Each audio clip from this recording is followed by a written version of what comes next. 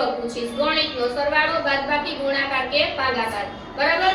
હું પૂછું પછી જેને આવડતો હોય, જવાબ સાચો આવડતો હોય એને દોડી અને રૂમાલ લઈ અને પોતાની જગ્યાએ આવી જવાનું છે અને જવાબ બોલવાનો છે. 45 પતંગ છે. કેટલી પતંગ છે? 45. એમાંથી 15 પતંગ તૂટી ગઈ. તો મારી પાસે કેટલી પતંગ વધી હશે? 30. ચાલો જવાબ છે એક રૂમાલની કિંમત 7 રૂપિયા છે. કેટલા રૂપિયા? 7. તો 4 રૂમાલની કિંમત કેટલા રૂપિયા થાય? કેટલા? 28. સાચું? 28 રૂપિયા. બગીચામાં આંબાના 25 વૃક્ષો છે, ઝાડ અને 20 જામફળના છે. તો આંબા અને જામફળ બેના મળીને કુલ કેટલા ઝાડ થશે? કેટલા થશે? 45. સાચો જવાબ. રેડી?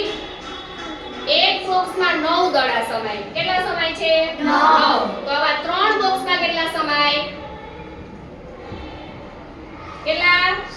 27. સાચો.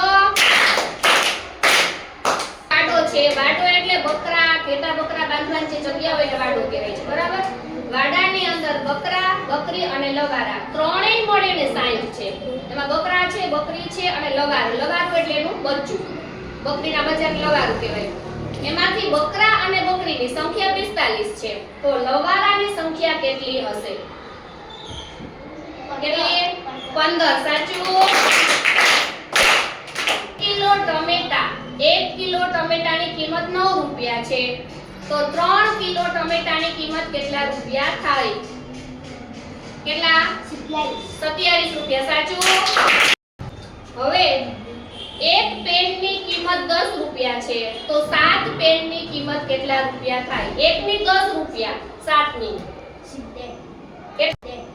કેટલી થાય? 70. સાચો જવાબ છે. 28 પેન છે અને 4 બાળકોને મારે સરખે ભાગે વેચવી. 28 પેન છે, 4 બાળકો છે, એને સરખે ભાગે વહેંચતા દરેકને કેટલી પેન મળે? કેટલી? 7. સાચું.